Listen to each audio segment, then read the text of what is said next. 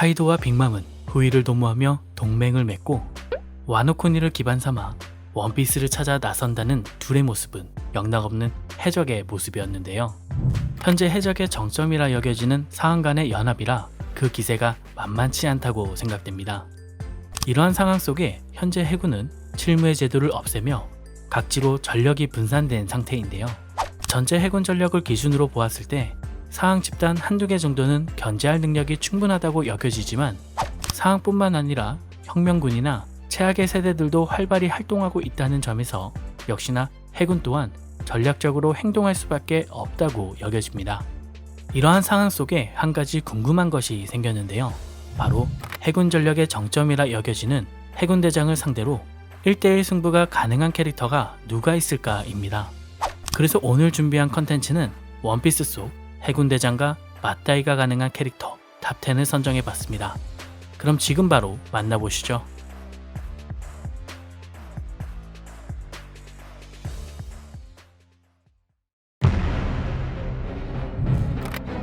10위는 에드워드 위블입니다.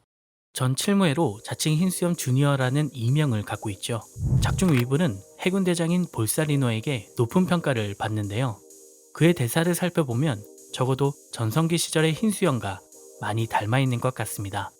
또한 전 해군대장 출신인 제파이파를 잘라낼 정도로 강자라 여겨지는데요. 제파라는 캐릭터 자체가 해군 영웅인 가프나 해군 원수였던 생고쿠와 어깨를 나란히 한 캐릭터라는 점에서 해군대장 그 이상의 실력자를 위블이 피해를 입혔다는 점에서도 꽤나 인상적인 활약을 남겼습니다. 비브르 카드에 따르면 비정상적으로 발달한 팔로 히두르는 창의 위력은 병에 걸리기 이전의 흰수염과 닮은 압도적인 강함을 자랑한다고 글을 설명하고 있는데요. 적어도 대장급에 준하는 실력자라 여겨 10위에 선정하였습니다. 9위는 실버즈 레일리입니다. 해적왕과 함께한 동료이자 코팅 장인인 실버즈 레일리는 전설적인 해적 중 한 명이죠. 사실 그는 은퇴에 가까운 행보를 걷고 있지만 작중 볼사리노와 마주한 대결에서 절대 무시할 수 없는 존재감을 보여주었다고 생각합니다. 무엇보다 비능력자로서 견문색, 무장색, 폐양색까지 모두 사용할 수 있다는 점에서도 세계관 내 몇 안 되는 강자라 여겨지는데요. 해군 영웅이자 열혈 캐릭터라 여겨지는 가프 또한 노병이라 해도 함부로 레일리를 상대할 수 없다며 신중한 행동을 보이는 모습에 적어도 해군대장 이상의 강함을 갖고 있을까라 여겨집니다. 이를 증명하듯 해왕류가 우글대는 바다를 헤엄쳐 여인섬에 도달했던 그의 여유로움은 나름의 품격도 느껴지네요.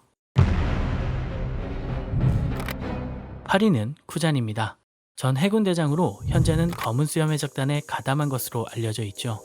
우선 해군 전력의 정점이라 여겨지는 해군 원수 자리를 놓고 사카즈키와 대결을 펼쳤다는 것은 모두가 잘 아는 사실일 것입니다. 적어도 원피스 세계관에서 각 집단의 우두머리는 그 집단의 가장 강함을 나타낸다는 점에서 해군 원수라는 포지션은 해군대장 위에 군림한다고 여겨지는데요. 이러한 과정 속에 쿠잔은 대장을 넘어 해군 원수에 가까운 전력을 가진 캐릭터라 생각되어 8위에 선정하였습니다. 7위는 벤베크만입니다. 빨간머리 해적단의 부선장으로 오다 인증 최고의 IQ를 가진 캐릭터죠. 그에 대한 묘사가 작품에 많지 않기 때문에 순위를 정하는 데 어려움은 있었지만 그래도 7위에 오를 만한 이유가 존재했습니다. 바로 비브르 카드에 나열된 그에 대한 설명 때문인데요. 명석한 두뇌와 지극히 높은 전투 능력을 갖추고 있으며 샹크스와 비견하여 나은 것도 못한 것도 없이 정도가 서로 비슷하고 앞서거나 뒤처지지 않으며 어깨를 나란히 하는 존재로 신세계에 용감하고 기백이 있는 사람들도 떨게 한다는 언급은 적어도 샹크스와 동급으로 봐야 한다고 여겨졌습니다. 이는 사항 캐릭터의 전력이 곧 해군대장에 비견된다는 점에서도 사항인 샹크스와 동급인 그가 해군대장을 상대로 절대 뒤처지지 않을 거라 생각되어 7위에 선정하였습니다. 6위는 주라클 미오쿠입니다.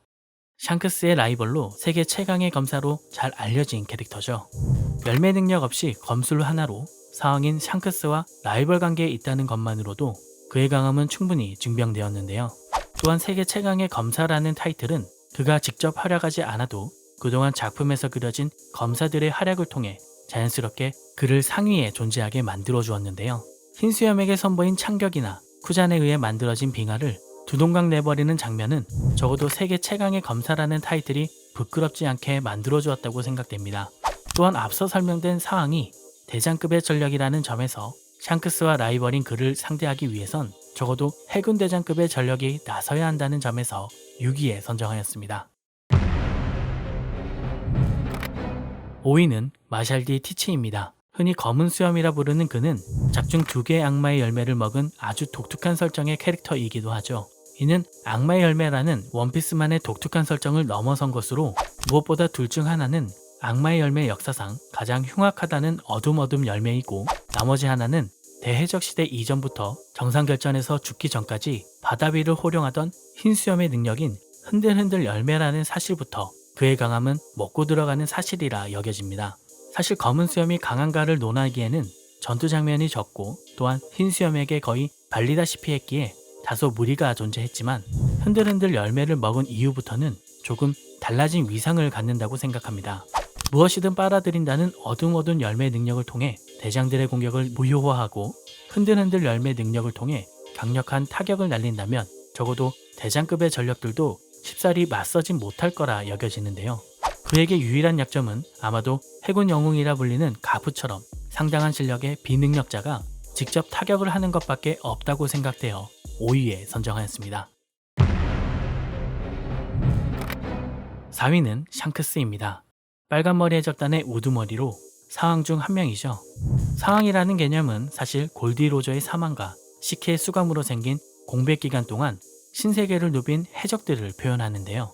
이 시기의 사왕은 해적왕의 라이벌이었던 흰수염과 신흥 강자 빅맘 그리고 이후 등장한 카이도와 더불어 샹크스를 포함한다는 점에서 적어도 해적왕에 비견되는 해적의 정점이라 여겨집니다. 이를 증명하듯 그의 현상금은 40억 4,890만 베리인데요. 이는 현존하는 해적 중 3위에 해당하는 금액으로 해군에게 있어 두려움의 대상임은 틀림없어 보입니다. 특히나 마린포드에서 사카즈키의 주먹을 막아세우며 그가 던진 대사는 작품의 큰 기점을 나누는 장면이었다는 점에서도 굉장한 임팩트를 주었는데요.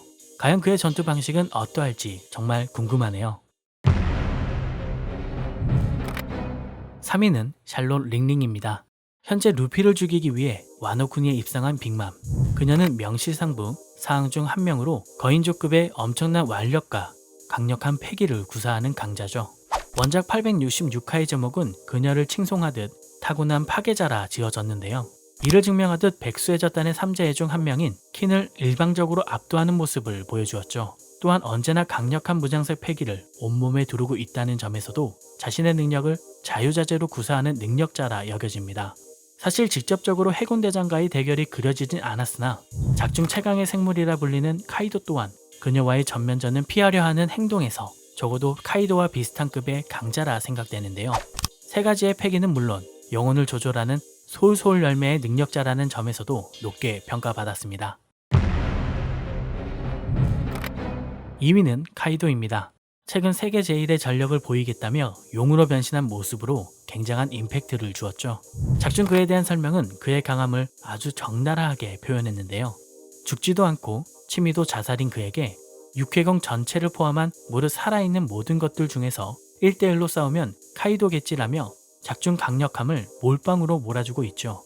그런 그가 최근 아카자야 군함자들에게 누요를 통한 공격에 상처를 입었다는 것이 이해가 되진 않지만 아무튼 피지컬적 강함 자체는 분명 세계관 내 최강자 중 한 명임은 틀림없어 보입니다. 해군 전력과 직접적인 전투 장면이나 언급은 없지만 해군 또온 사항에게 덤벼 18번 붙잡히고 1000번이 넘는 고문과 40번의 사형 선고 속에서도 현재까지 살아있다는 점에서 적어도 해군 대장과의 대결에서 끈질긴 생명력을 무기로 꽤나 장시간의 전투를 통해 승리할 거라 생각되어 2위에 선정하였습니다. 1위는 몽키디 드래곤입니다. 혁명군 총사령관의 위엄을 보여주는 몽키디 드래곤. 사실 그는 소문만 무성한 존재이긴 합니다. 정확하게 그려진 전투 장면이 없고 혁명군이라는 조직의 수장이라는 이유로 해군과 해적 사이에 캐스팅 보트와 같은 역할을 하며 작품의 중심에 존재하기 때문이죠. 그러나 그의 강함은 어느 정도 많은 팬들이 인지하고 있다고 여겨집니다. 무엇보다 해군 전력이 사항 한두 개쯤은 작정한다면 소통할 수 있지만 쉽사리 그렇게 행동하지 못하는 것처럼 드래곤을 세계 최악의 범죄자라 부르는 해군이 혁명군을 간단히 정리할 수 없는 이유는 결국 해군대장 또는 그 이상의 버금가는 전력을 갖고 있기 때문이라 판단됩니다. 이러한 점에서 독보적인 혁명군의 역할과 작품의 주요 기점에 묘한 역할로 등장했던 기존의 혁명군 간부들처럼 드래곤 또한 작품의 주요 시점에 본격적으로 행동에 나서고 이를 오다가 그려낼 거라 생각하는데요. 해군 영웅의 아들, 해적왕을 꿈꾸는 주인공의 아빠로서 그의 활약이 기대가 되네요. 이상 덕후였습니다. 감사합니다.